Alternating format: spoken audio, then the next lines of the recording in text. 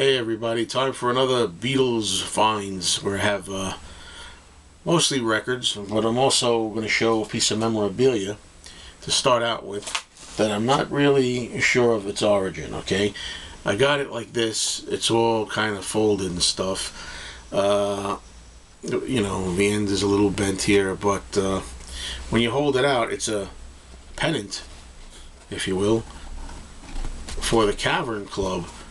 You can see it says the Cavern. Cavern, Liverpool. Now, home of the Mersey Beat. The guy who sold it to me says, you know, he thinks this is original. I mean, it looks a little yellow, a little aged. Don't know if this came later or this is an actual original, you know, 1960s early Cavern pennant. I don't know, but it's really nice. I'm going to hang it up in here eventually. So we'll start out with that piece of memorabilia. And now we're going to go to some items. This is a Ringo Starr Bad Boy album from 1978, back in the days when Ringo was drinking, and he hasn't had a drink since 1988. But you can see the gold sticker on the back. I have this album several times, including in the shrink wrap with the hype stickers. The reason I bought this particular copy was because it's on a white label promo, which I thought was really interesting, something different. And again, you know, very affordable. It was $4 for this, I think. The price that I wound up paying for it. So that's good. Here's a Discogs album that I wound up getting. You know, I usually don't like ordering online, but I got to the point where some of the unusual albums that are unofficial, we shall we say, bootlegs, I realize I'm not gonna have a chance to get to them. They're not just gonna show up in the wild. So although I found a lot of albums in the wild like this, I realized that some of them that I had from my old collection that I sold years ago, I'm going to have to track them down online. And that's what I did. This is called Beautiful Dreamer. It's BBC sessions, but the cover is really excellent, is why I have it. I collect the covers like pieces of art. There's no point anymore to listen. I mean, I listen to the albums once in a while, but we already have the great BBC Volume 1 and Volume 2 official release now, which sounds better than any of these.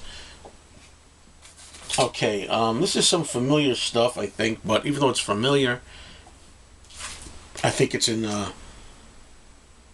there's interesting things about them. This is another copy of Meet the Beatles, original, but don't know how well it shows up here. But the reason I got it, it was hyped as being green, like a greenish tinted lettering. Usually the lettering's brown. This is Beatles in green tint. There's a green hue to it.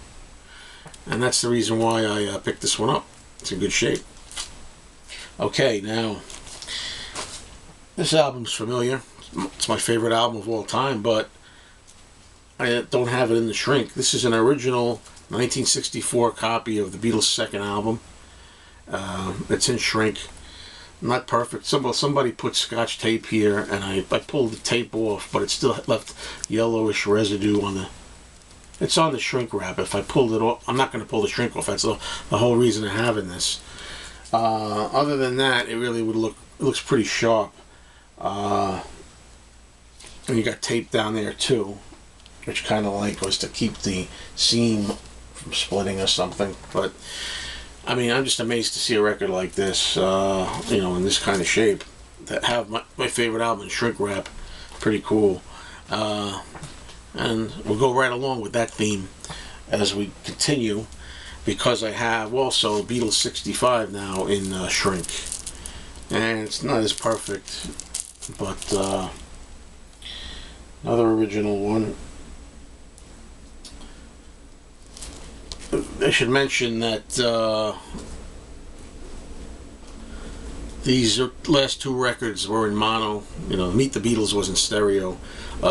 Second album and Beatles 65 are the mono versions. Now, this is an upgrade. You know, I really like this. Let me get this out of this. Copy of Let It Be original in shrink.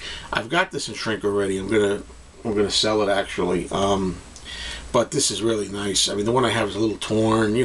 Hey, it's collecting. Collectors know what I mean. You're looking for upgrades. Your favorite albums of all time, as close to sealed in the shrink as possible, with no tears or blemishes. This is really a nice copy of Let It Be. As I look around me, I am pretty surprised to see that that's it for this particular Beatles new finds update. Thanks all for watching, and I'm sure there'll be many more to come, knowing me.